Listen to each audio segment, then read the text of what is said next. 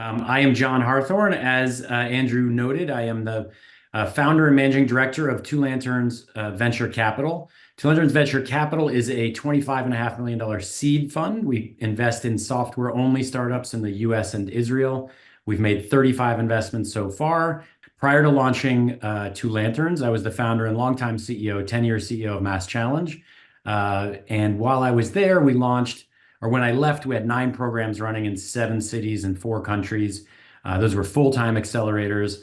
It is, I believe, the largest startup accelerator in the world and is today graduating roughly 625 startups every year across those programs. And we've also run dozens of smaller one-off accelerator programs, sort of shorter, smaller scale that have touched many thousands more startups on every populated continent in many, many different countries. So I've seen a lot of startups through MassChallenge and now also as an investor through Two Lanterns. And prior to MassChallenge, I was at Bain & Company as a strategy consultant for a couple of years before that. I got my MBA at the MIT Sloan School of Management, which is where I really fell in love with startups deeply and learned most of what I then implemented at MassChallenge and beyond. I wasn't sure what I wanted to do when I got into business school. I thought there were sort of 2 paths. Either I'll go into consulting and then get ideally like a CEO or a CXO role at a large corporation, make good money, get a big house in the suburbs, and just kind of go that path and be like a corporate CEO type, right? Or I would do a startup path, and I would go and launch my own startup or become a founder of a startup, and then hopefully go off and become hugely successful tech entrepreneur. And so I did both of those when I got to school.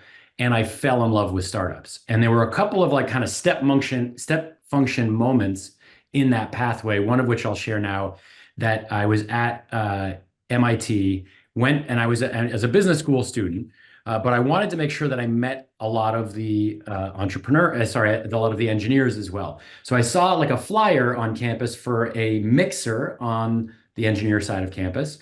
So I decided, I'm just going to go to that and meet some engineers and get to know them and hopefully find some smart people, et cetera. So I go, and it was, I will say, the worst party that I've ever been to. I'm used to the business school. It was like rocking. We had amazing parties. It was, loud dance music. You could barely squeeze your way through. Everybody was lively and chatty. And this was in like an almost gymnasium style size room.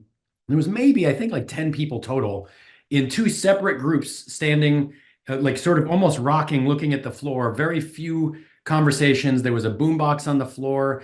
I think a table with a plastic tablecloth on it and apple juice out. And I was like, oh my gosh, this is a terrible event. But I came over here to meet engineers, so I'm going to go and meet them. But I asked them, so what are you working on? And the first one was, I developed a system to address the largest mass poisoning in history. Consists of 2 plastic buckets with rusty nails that will filter arsenic out of drinking water because the UN put drinking wells all over Bangladesh, but the groundwater is infested with arsenic, and it's going to cause thousands of people to go blind and lose their hair and have all sorts of health impacts. And so we're going to, we set up a whole system for entrepreneurs to sell this system door to door. It costs less than $3 to produce.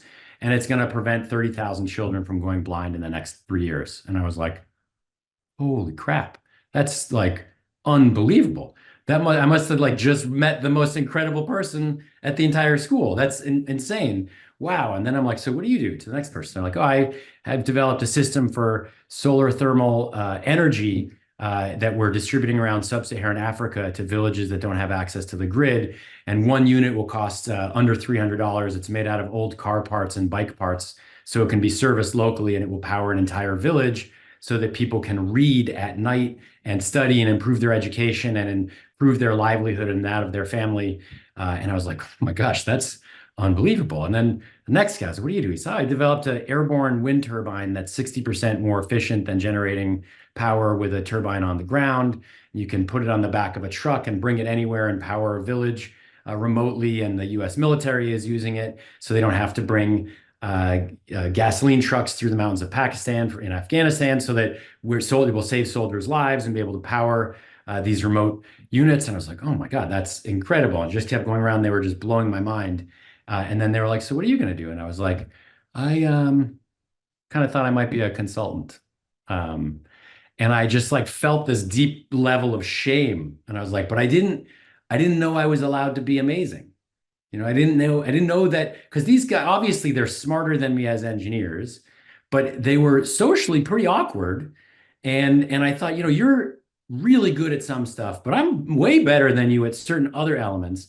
And I can assemble an amazing group of people and make stuff happen. And I would love to be part of projects like yours.